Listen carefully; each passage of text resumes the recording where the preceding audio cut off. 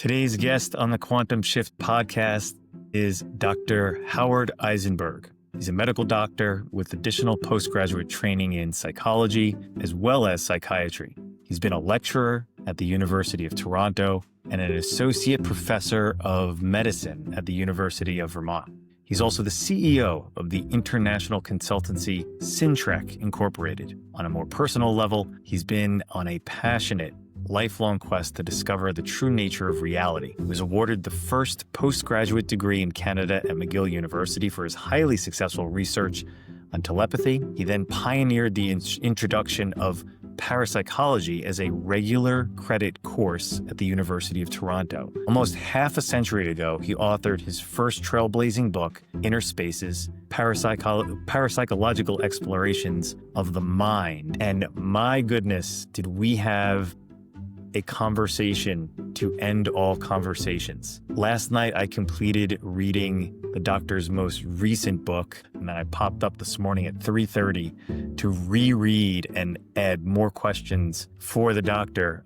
His most recent publication is Decoding Reality 2.0, Dream It to Do It, the Science and the Magic. It's a mind blower. The conversation that we just had was incredible. Dr. Eisenberg is 79 years old, thinks like a 29-year-old, and I think you're going to have your minds blown. He's been a part of some really incredible science that has proven some really magical things. Enjoy. This is a good one. I read the book last night and then popped up wide awake 3:37 this morning.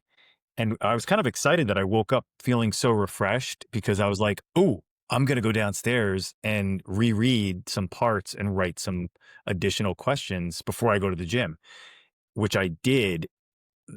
Part of the joy of reading your book last night was sharing some of those concepts with my teenage daughters who were thrilled by it. And I felt like that was such a joyful conversation to have. So I thank you for that, for allowing my family to get a peek into your mind. I will start here, sir. I would like for you to articulate why you wrote Dream It to Do It, if you can. I said that I have all these questions. I've got a million more, so I'm sure we won't be for topics. Please go. Well, thank you, Christopher. And again, I appreciate both our upcoming conversation, which I enjoy these, and also the opportunity to share it with, your audience as well. In terms of your question, which on one level is a very simple question, why did I write it? The answer is a deeper answer, of course. Of course, yeah. So I'm 79 now, and I have been on a lifelong quest, great. Honestly, thank you, since early childhood, to understand how things work, the nature of reality. I was aware as a young kid that I was growing up in an environment where various people were born into families with different religious belief systems. And generally, each of them believed theirs was right, and everybody else's was wrong. And as a young kid, it occurred to me logically, something's wrong here. Yeah. There's a mutual exclusivity in what, they're all claiming. But I got curious and I wondered, is there even such a thing at all as a God? And if so, what is the, more correct description of the reality of such? I was also very interested in science fiction as a young kid. When I say young, maybe 11, 12, it was speculative. It just, went off in the imagination realm. And I enjoyed that in itself. But also within a few years, the Russians were launching things like Sputnik. We were getting also into, man in space and spacesuits and so on. And what struck me as very interesting back then, in terms of that awareness that what I was reading as fiction was actually becoming true, was a connection early on between imagination and reality. When I got into my teens, I became more curious as to whether anyone was seriously doing research on some of these things I was reading in science fiction, like teleportation and time travel. And I found out about the research that was seriously being done in the United States by J.B. Ryan at Duke University on what was called at the time ESP. And I became really curious about these extended potential powers of our mind. Sure. Just in terms of fascination. And I decided that I, heroically as a young kid, I wanted to do some breakthrough research in this field because it sounds so exciting, so challenging. And so early on, I set my sights on doing this as a research project for a graduate degree, eventually at McGill University, which did succeed. I did a research project there in telepathy. And I wrote my first book about Can you 50 years ago. You tell the story on your research paper on telepathy on what you ended up doing for the head of your department? Yes, I'll try to remember. That was such a joyful little anecdote in the book. I was like, my goodness. So I'll try and stay on Please, track. But yeah. wind me back to that if I get lost. Okay. So proceeding with your question and trying to answer it properly in a somewhat sequential way. So shortly after I successfully did that research, and I was now also graduated as a physician, I did 2 degrees, medicine and psychology at the same time. I decided I wanted to also teach this subject to other people, just as you mentioned, sharing it with your children. And that's important. They know some of the things I've now discovered, which is very different than what we are taught still today as what reality really is and how it works. Even though it wasn't a world in crisis, I just, from the point of view of being intellectually up to date and properly informed, I thought that was important, especially for, again, young people in the university at the time. So I wrote my first book again 50 years ago, which is called Inner Spaces, Parapsychological Explorations of the Mind. And it was a scientific type book that was also being used as an academic textbook at my credit courses at the University of Toronto. And then I went on with other aspects of my life. I had just graduated as a doctor. I opened a medical practice. I was interested in teaching broadly. Within a few years, I had several different faculty positions at different institutions of higher learning. I also had an entrepreneurial flair to a certain degree. So I set up a consulting company, management consulting. I worked with Fortune 100 companies internationally and busied myself with various other sort of things you may imagine as you're learning about me for almost half a century, and didn't have any more involvement in the realm of parapsychology, psychic phenomena, or dealing with what is reality. But a few years ago, someone who knew me from way back then, half a century ago, invited me to do a keynote presentation for a conference on people who believe in the power of human energy healing, therapeutic touch, or what, even in the Bible is referred to as the laying on of hands. Yeah, in the book, you had a demonstration on what to do. Yeah. And to honor the invitation, even though it's been a very long time since I had kept up to date in that field, I did a very, very deep dive into half a century of research in parapsychology. But I also went into quantum mechanics, which is the advanced areas of physics, artificial intelligence, comparative religions, the ancient indigenous wisdom teachings. Some of the new findings from psychedelic research as those were becoming more legalized and accessible for research. And putting all of that together, I suddenly had an experience spontaneous, which I did not expect. I was just preparing a presentation. Unexpected, within moments, and very uncomfortable at first. It totally flipped my understanding of reality 180 degrees. And I suddenly realized that what we are taught and generally believe, I'll call it again in this level of reality, which we call consensual reality, so we sort of usually agree on it to some degree. It's more like the nature of like a dream. Like in a dream, there are other people in your dream often, and creatures and different geographical locations and realms and so on. But then you wake up and it was just a dream. It was just in your mind, just in your imagination. Yeah. And this is supposed to be waking reality. But I suddenly realized there is nobody else out there. Yeah. There is nothing out there. It's all within. And that was a panic. Like, gosh, I'm all alone in the universe, like forever, eternal torture, so to speak, to be that state. Talk about solitary confinement. And then it morphed without me doing anything fast within maybe seconds. And I suddenly realized I'm not alone. Mm-hmm. I'm connected to everyone and everything. With that realization came also a sense of a calling, an imperative. Yeah. I have to share this now on a whole different level than I did a half a century ago with students at the university about other conceptual models of reality. That's why our world right now is in such a state of crisis in so many different ways. Whether you talk about the environment, where you talk about the socio-political reality, whether you talk about the extreme divisiveness and loneliness people are complaining about almost at epidemic levels right now. I mean, there's so much. I don't want to get dark on you, but so I felt I have to do this. I was going to say, I jotted down a bunch of questions around all of that. So yes, please keep going. So I felt, I repeat, an imperative. I have to do it. It's my mission. And I felt also an urgency to do this. I inquired because they had published a book to traditional publishers half a century ago. My first thought was to go to the traditional publishers because I certainly had the resume, to be credible as someone coming out with this book.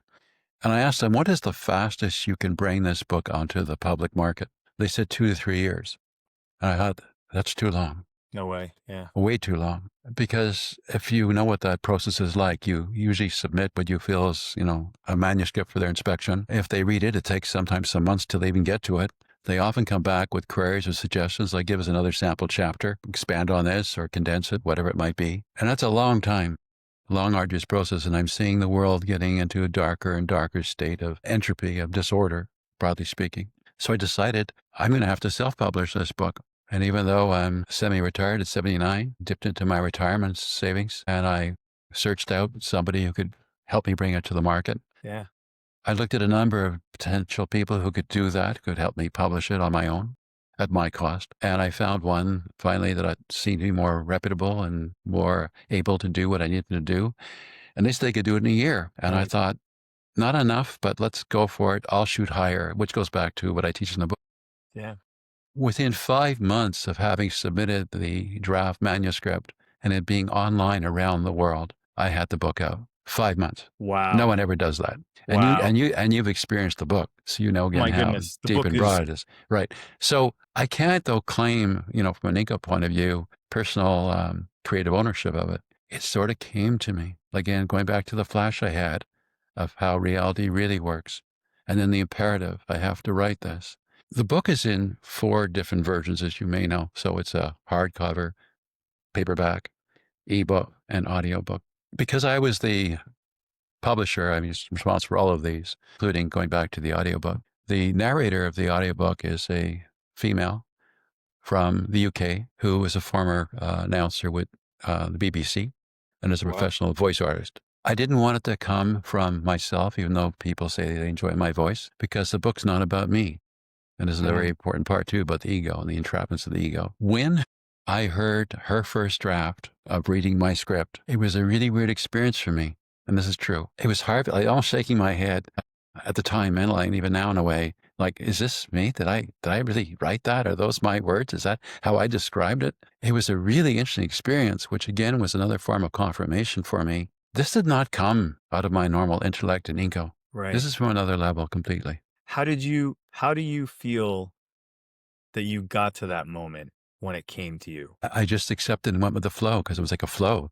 Like it was amazing. For the few weeks while I was working on this rough draft of the first manuscript, things just kept coming up. Like I'd be watching something on the tube with my wife and something I had to go and some other thought came out to complete it. Well, the first concept of last evening that I brought up with my teenage daughters that blew my mind and I really want you to unpack for us. I'm 50 years old. I've never heard anybody explain it this way. Was you do make a comment about, it's almost like the ego and sort of how pompous the scientific community is, where you said like the blind acceptance of the spiritually eviscerated materialistic view of reality. And you mention how the greatest scientific discoveries for mankind were born from imagination and play and creativity, and how blind scientists can be now. And you mentioned, hey, you can't use the scientific method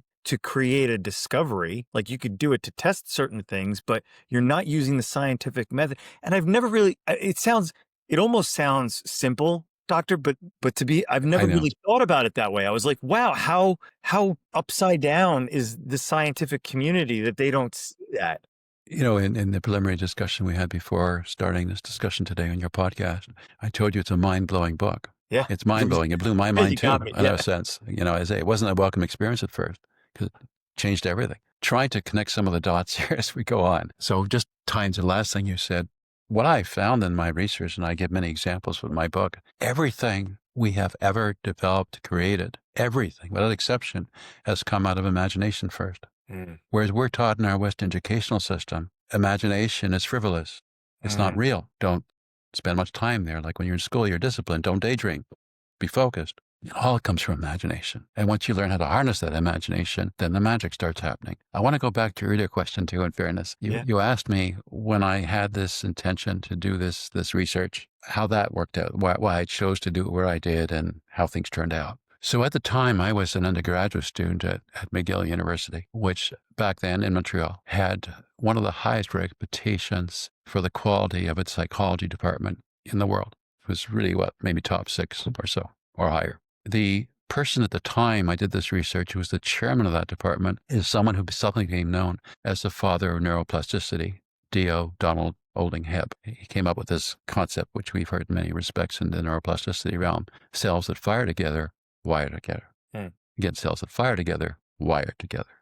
And that was the forerunner of what we now so much, understand and work with in neuroplasticity in an applied way.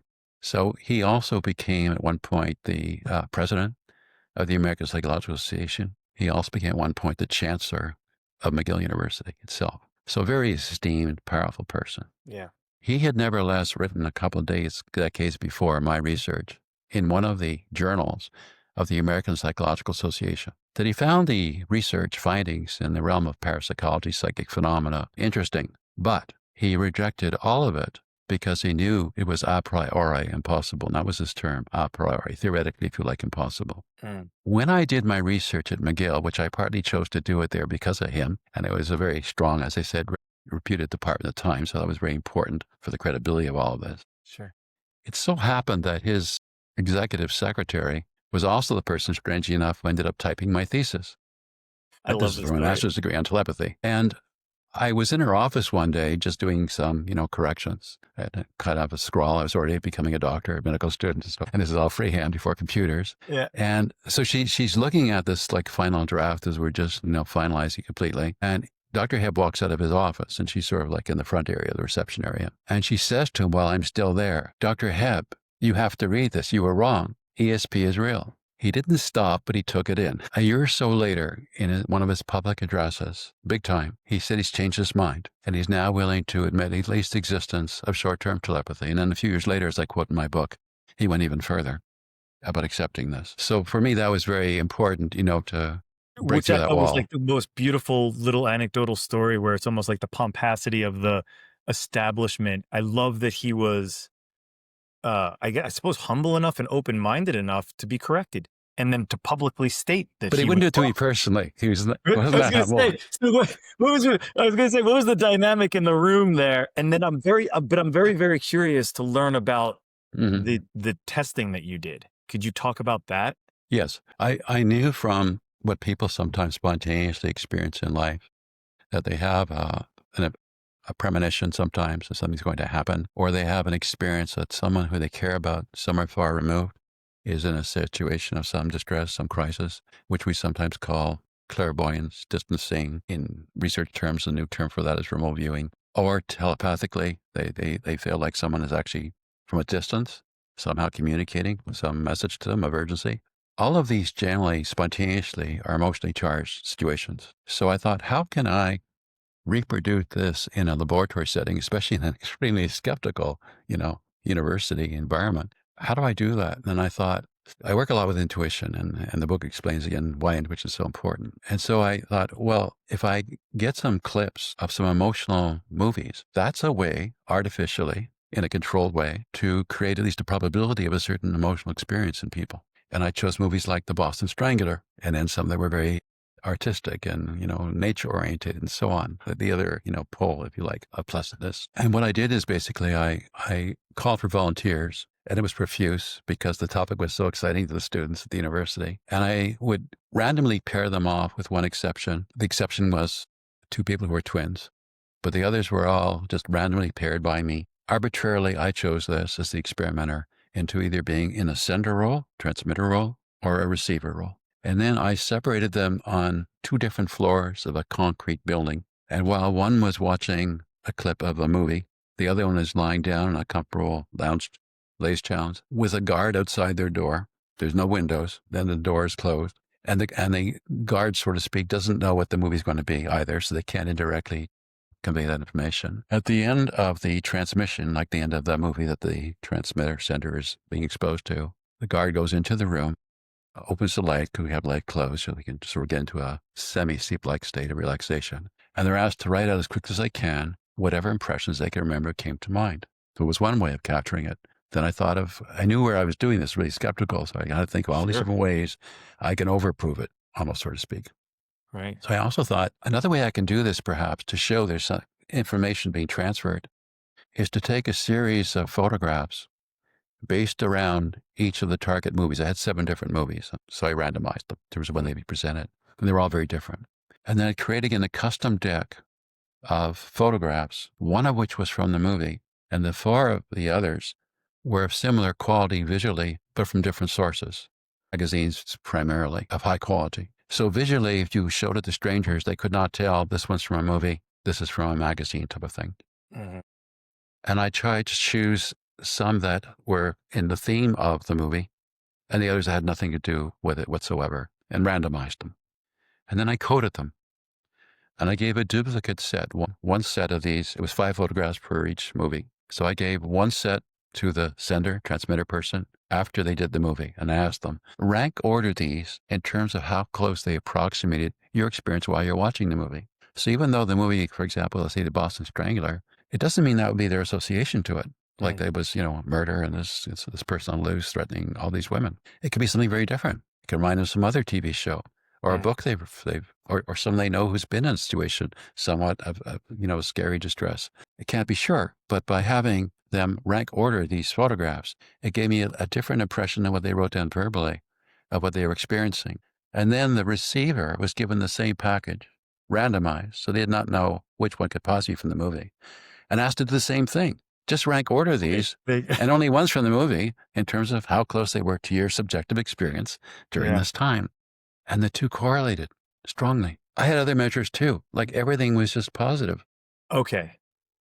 A, that's unbelievable and so exciting. Unbelievable in the best way. B, were the volunteer told how to meditate? Were they selected for any special reason? No, it was just you extracted the twins and that was the only thing that was in and out. That's right. Everybody was just randomized and connected. And then, so what were I'm just curious because I'm picturing myself in that situation, because I'm like, I would love to be a part of a test like that. Like if I'm in the receiving room, you tell, just relax. We're going to dim the lights. That's right. You're just going to hang out. And you're lying down comfortably. About anything in particular. That's right. It was just whatever. And they were in there for how long? For the actual subjective experience, the movie clips were about 7 minutes in length. So 10, 15 minutes, not very long. Then how, it's just so fascinating. And then you just ask them, tell us how you felt. And then I asked them to write it out. I asked them to write it out as fast as they, could recall, and then do the cards in terms of ranking them, the photographs, I mean. Wow. Okay.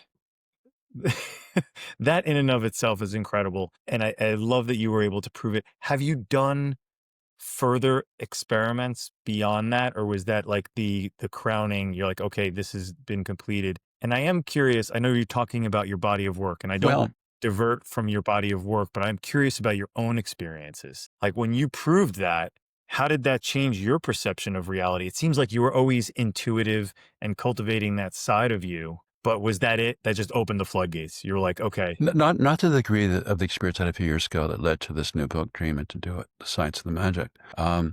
Because back then, I was still thinking somewhat in conventional terms that there is a real independent physical reality out there, that everything ultimately can be explained in terms of materialism, be it particles or forces, energies, fields in some way. So it just, to me, was like, even the term ESP, extra sensory perception, extra. So I still was in the same framework, just thinking I'm at the edge of what we know, as opposed to the 180-degree flip I had subsequently. Well, the concept that I was explaining to another concept that I was talking to my daughters about, and my wife were just sitting around as I'm reading it, and I kept getting very excited, was the, I suppose it was a parable of blind men touching an elephant. And after I told that, I was trying to articulate, the way you said it was beautiful, where you're happening to the world is not happening to you. And then I told that parable. Can you explain that parable and what you meant by sharing that? That was a parable that I have in the beginning of the book, along with another one, which I think is even more powerful and relevant, if I could speak to that one. Yes, please. And that is from Plato, the Greek philosopher, known as the allegory of the cave. And in that situation, you have a number of prisoners who are chained to the wall in a dark cave, and they've been there for eons, for a very, very long time. They don't know of any other reality than just being in this dark cave and restricted in their mobility by these chains. And occasionally they may see some flickering shadows on the wall, but they couldn't turn around and see anything more discreet or move around. One day, somehow, one of the prisoners somehow manages to remove himself from the shackles, and he ventures further out and eventually starts seeing some dim light,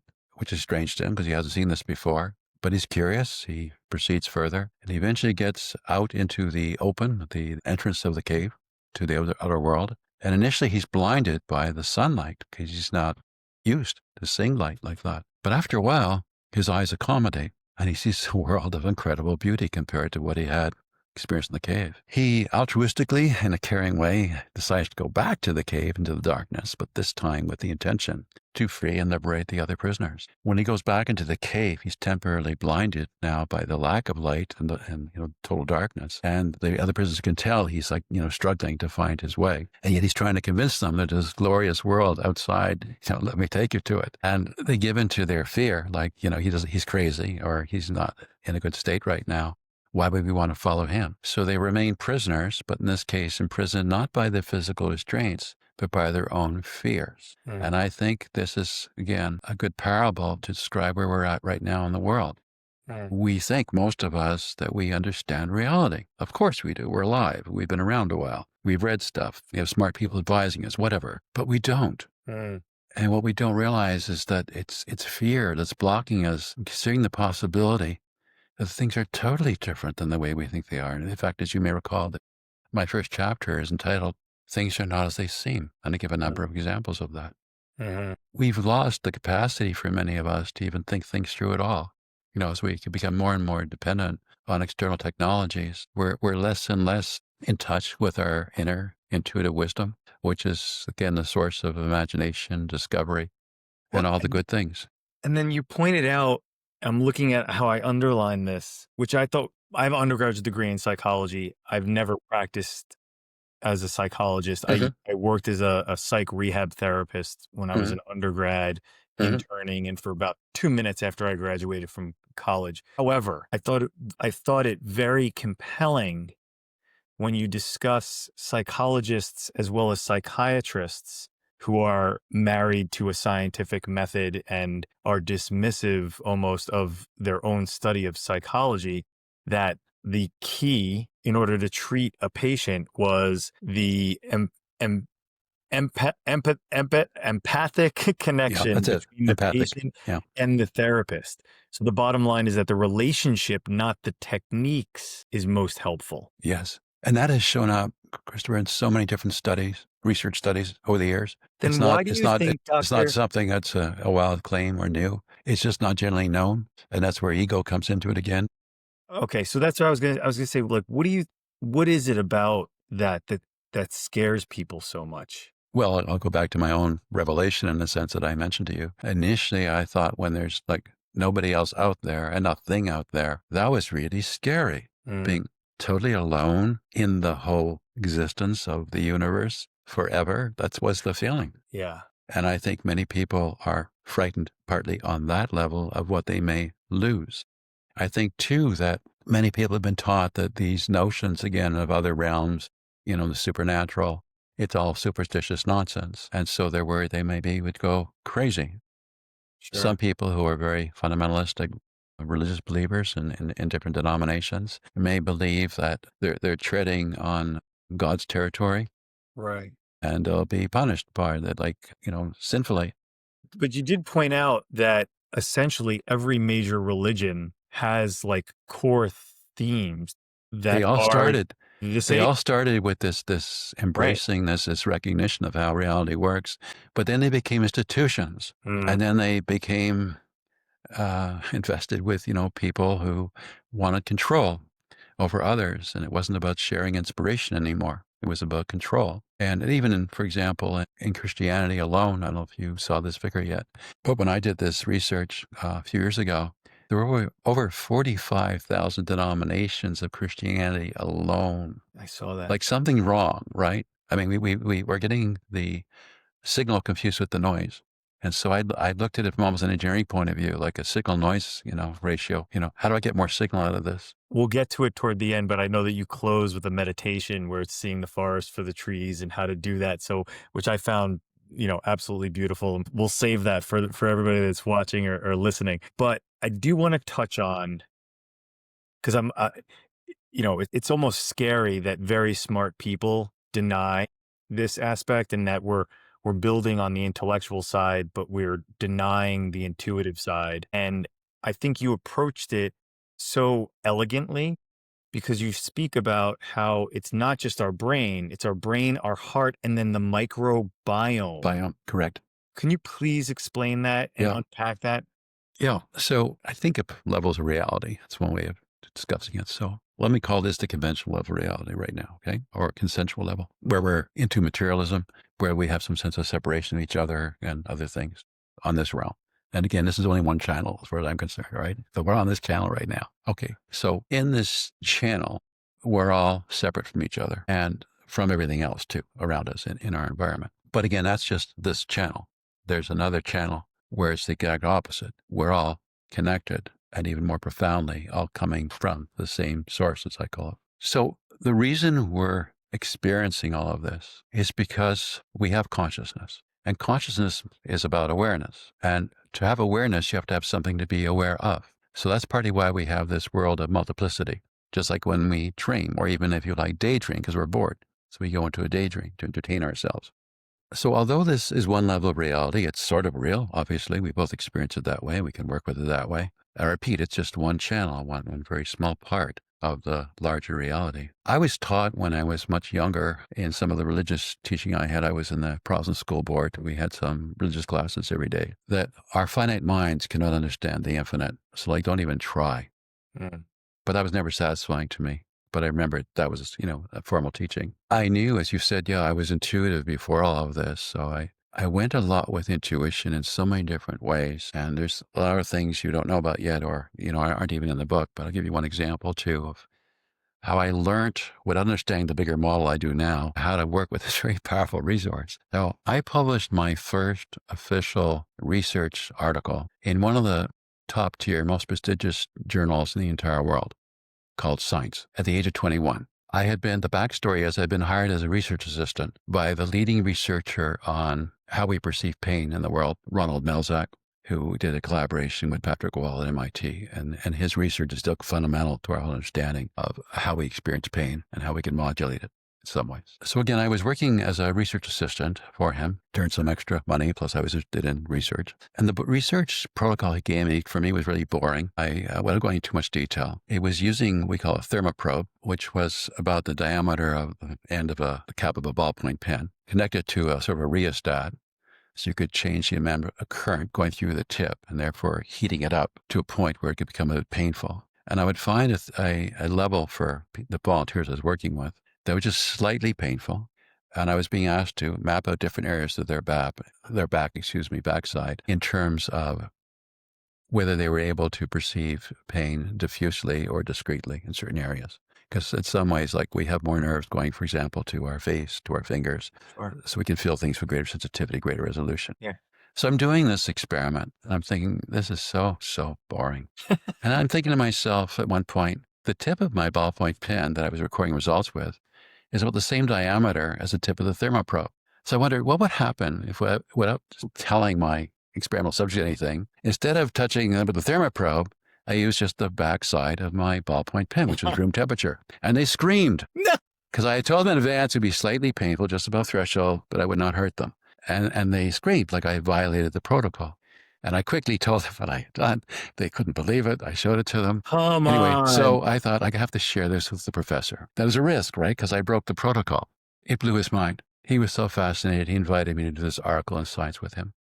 And as an example, again, totally following intuition. And I guess some imagination too, how they both come from the same source. Well, it's also, you mentioned boredom and daydreaming. And I also think that connects with some of the issues that we're dealing with in today's world, is that young people don't experience boredom. They're on devices. And I think when you're bored and you allow yourself to go there and to be creative and to daydream a little bit, there's magic that happens there. That's right. And you were saying, with concern, it's frustrating and puzzling how you have such intelligent people who are so wrong-headed about reality. But in your own country right now, in terms of political divisiveness, you have educated people on both sides fundamentally seeing a different reality. And that alone is very interesting in terms of the subjectiveness of our perceptions. And yet the false assumptions we have that what we are aware of, what we are thinking is real, is logical. Sure. For each So you're seeing it in person your on own either country, side. Yeah, that everybody's contradiction. And if I could circle back to you in part, your initial question too, which was, why did I do this book? The world around us, without, as I said, going into, too deep into the darkness, is in a really bad state. And if we were thinking in terms of things like physics and entropy, where things go to a state of disorder, the world is becoming more and more chaotic. It's harder and harder to know what to expect, even like the next day. And the people sort of, I could say, at the top in charge, be it politically and some of the corporate leaders themselves, they're all vested in this notion that it's a material world. It's theirs to reap and plunder. And they don't realize what we once knew, and we call it now some of the indigenous wisdom, that everything's connected. And we can't just plunder, rape this physical world without personal consequence eventually. As Buckminster Fuller suggested a few decades ago, the brilliant designer with his geodesic dome principle, but he also said, if you recall, that we should think of ourselves as being on spaceship Earth. So we're on the same spaceship. We have limited supplies and also limited toxic disposal facilities or whatever you like. So we've lost that holistic vision of connection. Well, I find it more and more fascinating that divisive. you mentioned the astronaut experience that after going The up. overview effect. Yes. Can you explain the overview effect? Yeah. When one of the astronauts, in particular, Edgar Mitchell, although he's not the only one, when he was in the spacecraft looking at Earth from the distance and being in outer space, in the void of everything else being so black and without color, so to speak, in other ways, whereas the Earth was vibrant, like a gem, he had this realization, this feeling that this is special, what we have, where we come from. It's not an accident. And for him, it was sort of a mystical experience, something like almost of a divine nature. And he came back and he felt he had to dedicate himself to helping other people learn more and study more about this. And he set up an institution, which is now almost 50 years, which still exists, very prestigious one called, in short, IONS, standing for the Institute of Noetic Sciences, where they study these things rigorously. I cite some of that research in my own book. And again, as with myself, once I had that realization, I had to write the book. I had to speak and share these things. And even now, as I see the world continuing to get in a darker and more chaotic state, I feel more and more of an urgency. I have to speak out. This is not the way it really has to be. Right. Doctor, I would love it if this was a hot topic with my daughters last night. And I'm looking at the notes here, and I wrote no thing, where you write, ironically, materialism is but a metaphysical assumption. The physicist universe is ultimately made out of no thing. That's right. Well, the physicists do no longer consider that everything we see in the material world is built out of physical building blocks, particles, smaller and smaller particles, but particles. They now understand in quantum mechanics that the whole nature of the future is probabilistic. So between what we have right now and what may be coming is what they call a wave of probability of what could happen. It has to be observed by a human at some point, either naked eyes or through instrumentation, until it sort of crystallizes into a discrete particle. We call that collapse of the probability wave. This is important at so many different levels. But, it's hard, as we both know, to keep, focused in a linear way because it's such a non-linear, subject. And I still want to come back to about, the head, brain, the heart, and the microbiome. So I'm going to segue back to that because I think it's important too. So in this conventional level, they say level of reality, we have different levels. The accepted belief system, both in psychology and neurology and generally in science, and most of lay people think of it this way, is that our mind, our consciousness comes from the organ, the brain, in our head. And I repeat, I'm on this materialistic level for a moment. That is wrong scientifically in a number of respects. But let's start with the fact that assumes that we have this one brain. And it's all for all of us in the same place in our skulls. We now know more correctly we have at least 3 brains physically in our bodies on this level of reality. There's one on our heart, there's one on our microbiome. Let's talk about the heart for a moment, because it's so neglected right now. The heart has its own neurons, its own nervous system.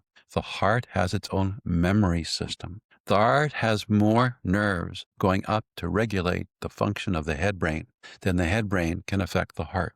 The heart can also secrete hormones like oxytocin, the love hormone. The heart also seems to be a channel to deeper intuitive awareness. And many of the so-called primitive cultures used to believe, as you may or may not know, that the center for us wasn't in our head, it was in our heart. And then we have the microbiome, which is made of mostly bacteria and some fungi and other undesirables we might think of. But strangely enough, we have more of them in terms of total DNA in our system than human DNA. Come Over on. 90% of it. Oh, it's true. Secondly, those bacteria can produce hormones, including what we call neurotransmitters, the chemicals that connect the neurons in our head brain. That I didn't know. Wait, so the bacteria can create neurons to communicate? No, they create neurotransmitters. Neurotransmitters. They produce the chemicals that in the brain are neurotransmitters that allow the synapses to connect.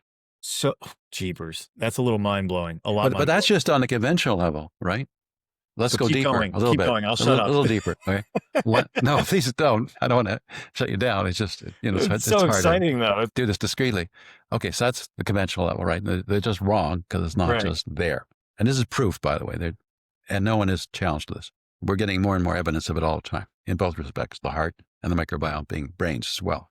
But let's go deeper. Let's go back to the whole notion of the brain and consciousness and the mind. So I repeat, it's assumed in an unquestioned way that, of course, the physical brain produces our experience of the mind of consciousness, except that with all the research in the world, there is actually no evidence whatsoever that the brain, I'll keep it simple, the head brain produces consciousness. None. I didn't mean not a lot.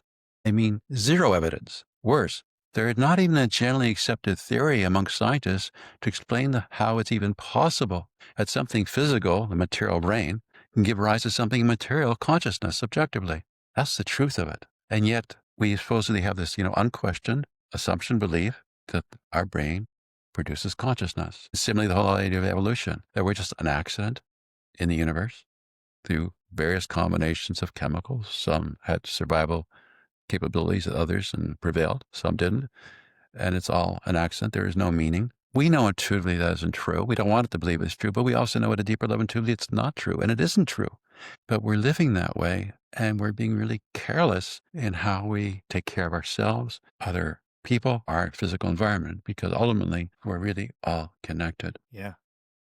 What are some steps that people can take in order to get grounded and connected into that? Because the example that I used for my oldest daughter, Talia, is 17, she's a senior, she sings, she performs, and she also loves chemistry. So she's got both of those sides of her brain.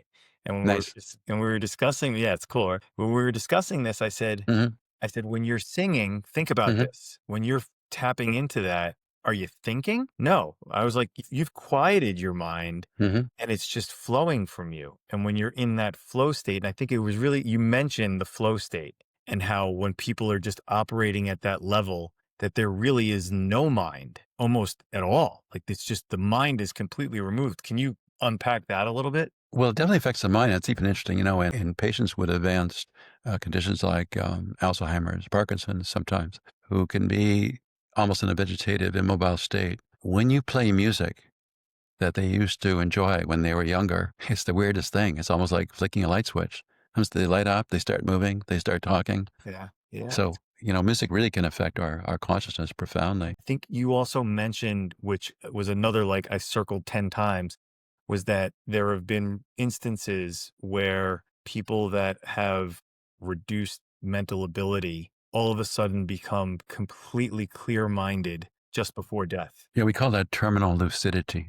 Can you explain that, please? That's the first time I've ever heard of that. So it's part of a section in my book where I'm pointing out that the common, unfortunately, unquestioned belief of so many that the brain produces consciousness, is wrong. Another way of showing it, aside from the fact there's no evidence that it does produce consciousness, we have no theory, is when we have various situations of brain damage, physical brain damage, talking about the head brain right now, often consciousness is not reduced, it's increased. For example, and I'm not saying this as a recommendation, many of the psychedelic chemicals don't jazz up the brain, but function like a rock star. It does the exact opposite. It takes a lot of the normal brain functioning offline. And then you have that, greater richness. Which I first learned that a few years back, which got me very curious. I've not experienced plant medicine, but Can you explain for our viewers in a little bit more detail exactly what's happening there? So what you're essentially saying is when people are using LSD or psilocybin mushrooms hmm or hmm things of that nature, when hmm studying the brain activity hmm reduces. Is that correct? Yes, it becomes less active and also importantly less organized. So it's like, and yet what comes out are these powerful insights and sometimes creative projects as well, totally contradicting the belief system that the brain's producing consciousness. Yeah. So why does the brain produce a higher level of consciousness when you partly get the brain out of the way? Right. It's Which crazy. again, your daughter singing can do that again in a way Sure. too. It's a different Yeah. track, right? Yeah. Or my little one, she plays basketball. I was like, when you're playing, you're not consciously saying, I've got to dribble the ball now. Like it's just kind Mm. of flowing from her. Right. They're in a different zone. That's right. Totally different zone. So can you, I feel like I don't want to put you on the spot, but I'm curious if you have experienced, you refer to yourself as a psychonaut. And I know, I think I know what the definition of that was, and you mentioned Ram Dass and some of the Yeah, details. I didn't actually necessarily mean it only in the psychedelic sense.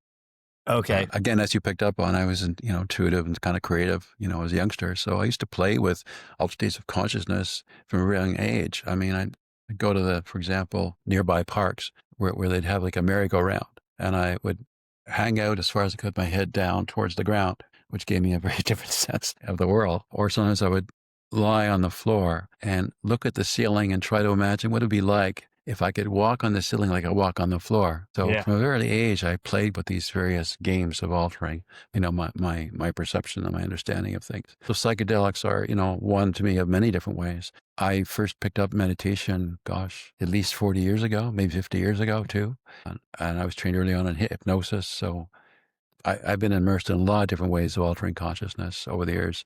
You mentioned in the book about, And even developed a device at one point, which I got a patent on called the electronic mandala. I never commercialized it, but they tell could us about induce it. it. Tell us about it. What is it? Well, it's not on the market. So I didn't really do anything with it, but it was a painting on a lucite plastic screen, which when you illuminate from the back, you'd see light coming out. But because it was painted and because there were different colored lights in the background, it would seem, instead of being a fixed sort of painting, just illuminated, it would seem more alive. Mm. And when we put that through a sound processor so that you can break the sound into the high frequency, mid range, and low frequency and have those trigger different colored lights. And it was specially selected movement. And it was quite large, about 4 feet by 4 feet when you sit in front of it. It was a way, Getting in a into very it. short period of time with no chemicals, of getting what's a movement I call stone. That's why I called it the mandala, electronic mandala. But I really wasn't interested ever in the business side of things. I mean, I was involved in some things in business, but that isn't what turned my crank. Sure. I mean, it is fascinating. So you did mention, all right, so I have two things that are directly in front of me right now. You still can think lucidly after all this? I can't stop thinking. I gotta meditate after this. You mentioned the Global Consciousness Project, and hmm I've never heard this, Yeah. where those studies that you reference, directed by Roger Nelson, hmm that when these large groups of people synchronized that are meditating, that they can actually impact the Earth's magnetic fields. How?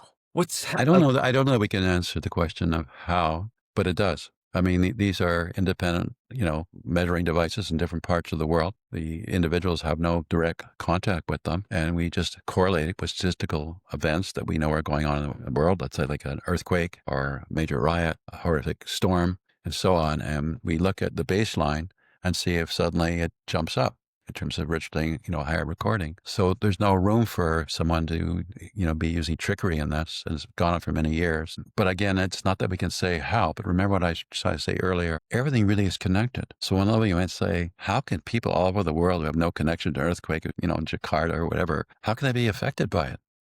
Because we're all connected, and it's not a way of proving it. So firstly, I think this is such important work, and I thank you for writing the book because I'm going Thank to you. send it to everybody I know. What do you think this is? Because I've heard some people articulate it as this is a simulation and we are part of one consciousness. This is the experience that the consciousness is having in our bodies that will essentially report back to the consciousness. And ultimately, the consciousness wants to evolve to pure love. Is that what your theories are saying, or Not quite. Not, there's some points of connection, but not quite. First of all, when people these days often talk of the simulation hypothesis, they're thinking in AI terms. They're thinking of an advanced alien civilization of the future that has developed the technology to be able to create a simulation in which we're all players. So they think of it as ultimately computer-based, with a technology way beyond our current understanding by these alien intelligences. I don't think it comes from a computer, ultimately. So first of all, I don't, buy into it on that side. And in terms of, the end point, the goal being, as you said, that we all return to love, not quite, but love is important here. So how do I crunch this down in a way that makes, sense to you? My understanding, to go back to the dream analogy, of course, right now we experience ourselves separate from other people and other things and so on. But it doesn't mean it's really like that. And the reference again I'll use is a dream. In a dream, sometimes you totally think you're awake and interacting with certain people, and you don't realize until you wake up that was just your imagination. And I say again repeatedly, as you know, that everything is connected. And we're all coming from a whole different level beyond what we call the material realm. In my book, I used the expression universal mind. I could have used God, but so many people have different religious notions. As I said, even in Christianity, 45,000 denominations of Christianity. I didn't want to open that, Pandora's box. Now I refer to it more as source, like the ultimate source from which we come. And my explanation again for why all of this exists at all, toxic or not, is because one is a lonely number, just as I briefly experienced. So, and plus, to have consciousness, you have to, again, have something to be conscious of. So to me, this universal mind, the source, dreams us all up into this, to use your word, simulation, not computer-based. And we're all like avatars. Just like we send, for example, astronauts, to the surface of the moon, and we can watch on TV what they see to a degree, and have communication with them. And in a sense, it extends our senses from the Earth. Now we can see some of the stuff they see on the moon. And so on, right? And so in a way, that's the role we're playing for Source. We're sort of the astronauts in this other realm of existence, bringing back even more awareness. Now, I don't believe that the end point, as you said, some people do believe what you said though, is that we all come together as just through the power of love. Because I don't think Source can exist without something, again, to be aware of, and the boredom and so on. So we need it. As our source, it needs us. We enrich its experience. We actually are able to increase the level of awareness, so to speak, broadly. Now, but love is important too, very important, and very much in lacking in our world right now, because love connects us. And as I say in various ways, ultimately we all are connected, but we got lost in divisiveness and forgot that at our peril. But love connects us, and that's what we need more of. And, it's partly encapsulated in the teaching in Christianity, but many other religions too, of the golden rule. Treat others as you would have them treat you with, or as in Buddhism, they call it with loving kindness. And when we're approaching people with love, we feel better too. They feel better, but we also feel better. So it is good for us to have a higher value of love in our life, but not as the end point to just all collapse into a unitary ball of love. So love connects us. It brings us back to the deeper reality, what's really important, but it's not enough in itself. And do you feel that for people that are, experiencing hardship or don't really grasp this concept, is meditation the fastest way for them to get space between what they think is reality, like the things that are happening to them on a day-to-day basis? Because I actually had trouble explaining that to my daughters, where I was like, you're happening to your world. And I used an example that I think it was in your book, where it was kind of like there's a bird chirping and one person walks by and like talks back to the bird, and it might have been someplace else where it was someplace else. then another person walks by and the bird's chirping and they go, wow, what a beautiful chirp. And then another person walks by and goes, oh, that bird's so loud, that's so annoying. And it's just, that's their world because that's how they experience it. Is it meditation? Is it psychedelics? Is it just reading and learning about this? Like, what do you think is the fastest path for people to get to that, to just understand it? It is about learning, but psychedelics themselves won't do it. I mean, there are people who can go literally insane with psychedelics, dangerous, or develop even deeper delusions that lead them off sort of the right path to live well in life in this world. I don't think there's any magic formula. The learning RP is important, but Even meditation, as you may know, there's so many different techniques of meditation. There's some convergence on them, but not all of them, do converge. So I couldn't say generally, yeah, meditation is the way. I think it can be a very helpful practice for you to become more aware that there's another level, a deeper level of reality. But it depends, I repeat, on the type of meditation you're doing, whether you're really going to, have that experience. And with psychedelics, if you have the right, as they call it, set and setting, the right, expectation, good guide, then yes, it can help you get into a other level of realization and discovery.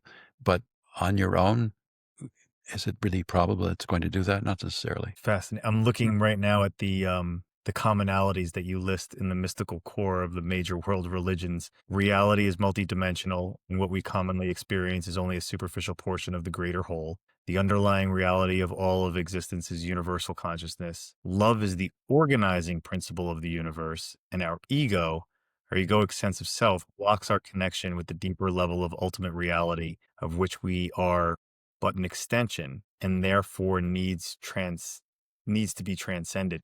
How do we, doctor, how do we transcend our ego? Because man, that is a vicious beast, I think. It is. And on one level, I could say it's the cause of most of the problems we're having in our world broadly right now. Yeah.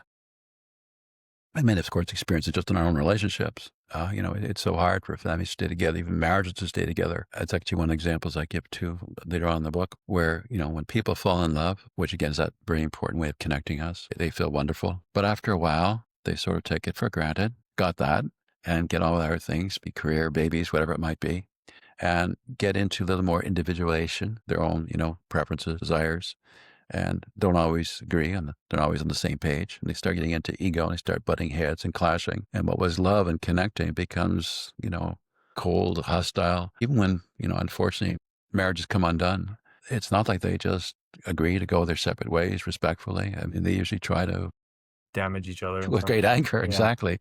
Yeah. So it's something that it's not so easy to balance, to do it properly. I'm checking my notes here because I have a ridiculous amount of chicken scratch on every little corner. And I had highlighted your quote from Ram Dass, the American psychologist, psychedelic drug pioneer and guru, also cautions about the need for humility in attempting to escape from the egoic self. If you think you're enlightened, go spend a week with your family. Yeah, so it goes back again to the ego thing. You may have these high, lofty ideals and beliefs, but if you still can't deal with ego, and I repeat, it's a challenge for most people. You just regress, back into a whole different way of relating and feeling. Back to the ego. First, it's important to recognize it. So it's the ego that gives us our sense of separation from each other. First of all, so it's necessary to a certain extent, to a degree, to get some entertainment going in the world type of thing, right. Going back to the boredom of, being solitary to a certain degree. But, it's one thing to, for example, be an ego in a community theater group and to be an ego in, the competitive world of high corporate finance. Very different. And, how those egos are meshing and interacting. I think the important thing to recognize is that we feel better. We don't just do better. We feel better when we're more mindful, more appreciative of other people also being magically alive in this world, some level of company for us, populating this world, and try as best we're able to treat them as we would want to be treated.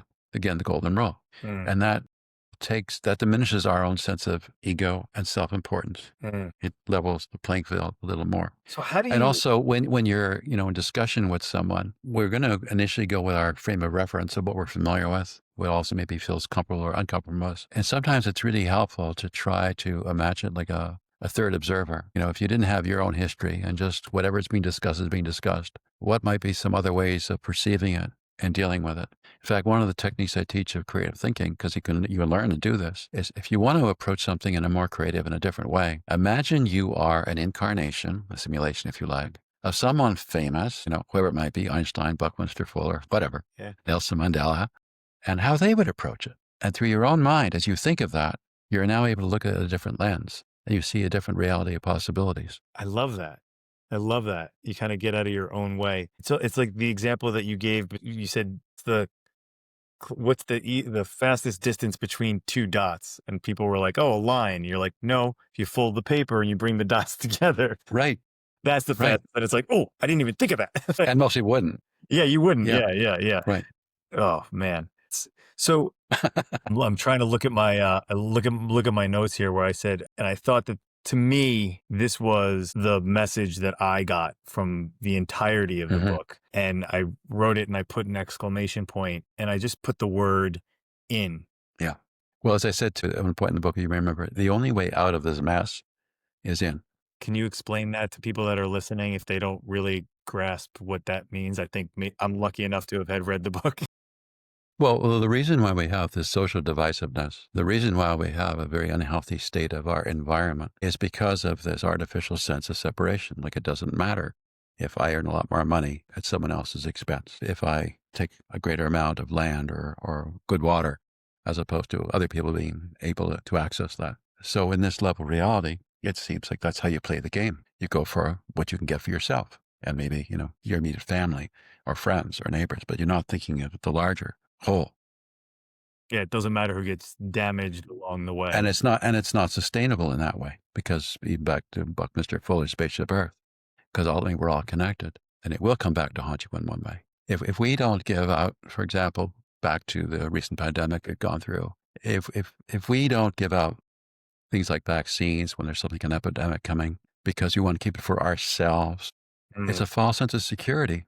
Because we're living in a global world now with air travel and ships as well. And so things that might flare up in one part of the world in terms of some epidemic, you can't assume it's going to be confined to that area. So we have to look out for everyone else, not just ourselves. It is partly in our interest. Yeah, it's in everybody's interest. I want you to can you explain, you had a meditation technique at the close of the book called the tranquility experience. Can you unpack that for us so that our viewers can understand exactly what that is? So you already know I like playing with creativity, and I like, if I can do things simpler and more efficient, I like doing that too.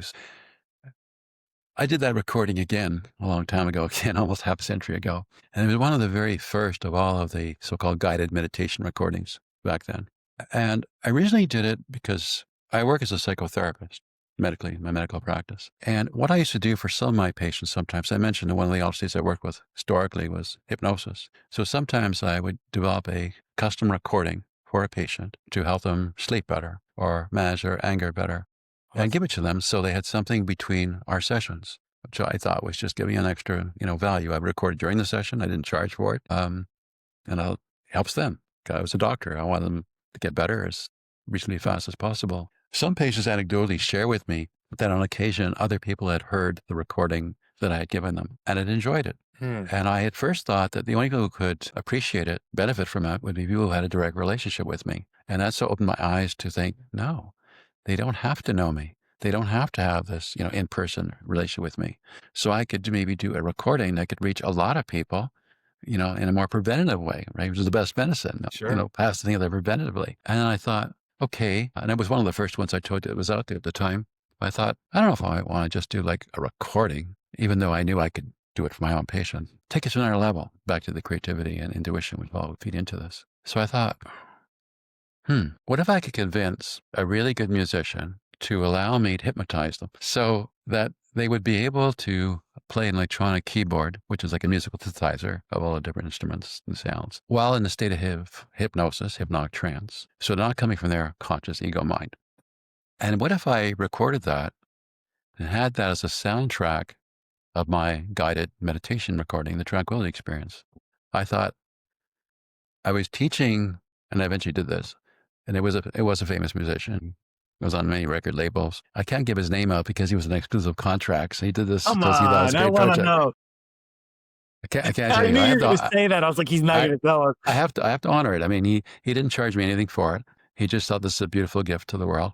So Cool. I taught him to, again, be able to go into deep hypnotic trance, and while in trance, to play a keyboard, conveying what he was experiencing in a feeling way in the hypnotic trance experience. So he's using music as his language back to the world outside. And then I recorded that, as I said, and used that as the soundtrack for what I eventually, put out as the tranquility experience. And my thought was, since he's correlating what he's producing musically with this experience in another state of consciousness, other people who hear this without being in hypnosis might just resonate to it. And aside from benefiting from what I say and the verbal track of it, benefit in a whole other way more powerfully because also of that, input coming in from a level of awareness. And it does work that way. And I tell people it's like a mental multivitamin.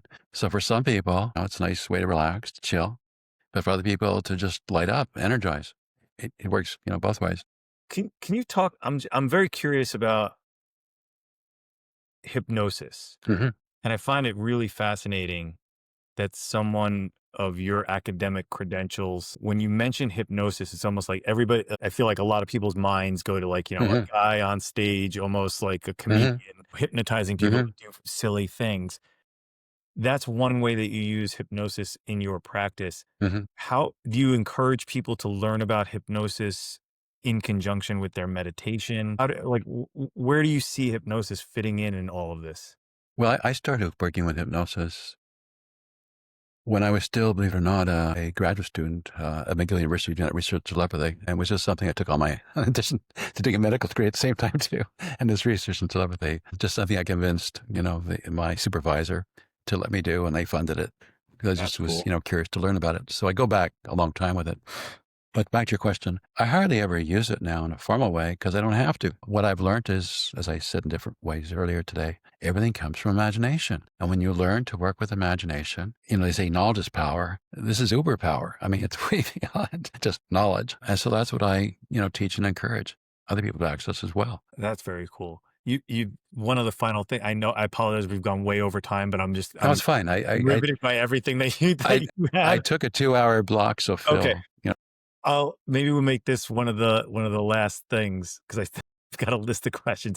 Maybe we should do a follow-up podcast because I have too many questions. You may want to. And by the way, others have with me. Yeah. Okay. Because there's so much here, right? I see that in our So future. I'm open to that, honestly, Christopher. But there was one thing you warned about awakening too fast. And I've never heard that before. What do you see as the danger of that? There's something also called ego inflation, where someone may believe they're just so much more deserving and powerful than everyone else, and they don't have to be mindful of other people or the law or anything of that nature. The expression too from Machiavelli, absolute power corrupts absolutely. Yeah, interesting. Well, doctor, I feel like you've given me more than enough time. I'm fascinated by you and your work. Is this the last book that we can expect from you? You got something else in the works? I have to be honest, right? I have something else in the works in two respects. One is because my book can be so mind-blowing and overwhelming. Yeah. Maybe also putting out an applications manual. So literally, how do you do it day to day? Yeah. Because I've, we've only, as you know, scratched the surface, even of my own background in terms of some of the magic I've discovered working with these concepts. The other one, and maybe I'll do it in the same book. I've done some rough treatment of it so far, is on, I'll call it broadly, ego management. And particularly, emotional management right now, things like anger management and fear management, because I think too many people are being overly controlled by those emotions. And you may remember, I also quote the Cherokee, legend of the two wolves, and you need to be attentive to which one you feed. That. I've heard about it before, but I love it. Please go. Yeah. Well, the metaphor is a young boy talking to his elderly grandfather and talking about conflict in the world and how you deal with such things. And the elder teaches the younger child. He says that there's always some battle going on in us between good and evil, good and anger. And he said, and the child says, well, which one will win ultimately? And he says, the one you feed. And this goes back to something I teach in psychotherapy, which again, may be in this next book. So it's imagination I explained is so important, but another really important thing is focus. So there's a multiplicity of choices because there's no limit, and there's always choice. We don't realize that, but there always is. And when you realize that you can choose what to focus on, it's a game changer. It can change everything. And as you also learn to focus more intently, and you get into a whole other, level of benefit from it. So focus is one of the magic powers when you understand that. It literally changes things. You asked me before about that experiment with the Global Coherence Project. And in a sense, that's also about focus because we can do it the other way around. We can take people in a controlled laboratory environment with some type of detection apparatus, which is fed by nuclear decay. So it's random in terms of how it operates at any one moment, and ask them to intently try to create a different pattern of radioactive decay, which is automatically being recorded. So they're focusing on it. And it works. It happens. The same thing in healing. We have healers, people who believe they have the ability to help people heal. When they focus on those individuals, and many times the individuals feel something also organically, physically, like in terms of physiological changes, the body's also responding. Focus. And I know I said I was going to let you go. I lied. At the end, you talk about an exercise with essentially a laying on of hands. I would love for you to explain it, and then I would love to hear from you. What is that? Okay. So that's near the, as you know, the end of the book. And I didn't want, as mind-blowing as the book is, and although I have the credentials and, in spades to be someone who writes a book like this, I didn't want people just to be impressed at an intellectual level. I wanted to actually have the experience, the reality of this. And that's why those are experiential exercises, which some of them you can do within moments. So like the one with the hands, rubbing hands and feeling things. Everyone can do these things. Again, we're all connected. We all come from the same source. So I wanted people to have that experience that I can do some of this stuff too. And I gave a number of different examples of that. So again, I think we all have this ability to alter our consciousness, alter our access to what is knowable, and alter the degree of power we have over our environment, over our world, which some people, if you want to go to one way of saying it in the pop terms, manifestation. To actually be able to change the probability towards your desired outcome. Remember, it's a probabilistic universe, as we understand in quantum mechanics. So it's not like a light switch, absolutely, if you do all the right things, but you can significantly increase the probability of what you desire when you understand how to work with your mind differently. Beautifully put. Doctor, thank you so much. This has been a joy, a joy. You are a joy. You're a gift. I'm so thrilled that we met. Thank you for taking the time to speak with me. I am now going to drive you nuts trying to get you back on here so I can ask you more. No, I would actually, I'm enjoying this too, Christopher. And I would enjoy that opportunity. You're not the first one who found it was deeper waters than they expected. And I've even said to people in terms of reading the book, it's worth reading more than once. Well, and by the way, one idea, I always said this to you, is I think it's better to first read the book physically, the hardcover or paperback, and then listen to it, the audiobook. Yeah, I'm going to do that. You're using, on one level, on this level, again, in reality, you're stimulating different parts of your brain. Yes. So there's different connections, different insights. It's going to integrate more deeply. I found so much value in your words, and I appreciate you and your mind and your spirit. I think you're doing God's work, really, as a scientist. Thank you. Yeah. And you are welcome to thank you. Bring me back for like a deeper dive. I do appreciate it. Thank you. Thank you again. Take care. Be well. Thank you. Bye for now. Hey guys, it's Chris. Thanks so much for watching today's episode. I hope you enjoyed learning from the doctor as much as I did. I thought it was a fantastic, mind-blowing conversation. Do me a favor. If you like this, please hit the subscribe button or just share the content. I created the podcast so that we can get the word out for some of these quantum shift type topics, and I think it's helping the world. If you think it'll help somebody in your world, please flip it over the fence to them. I'd greatly appreciate it. Thank you so much.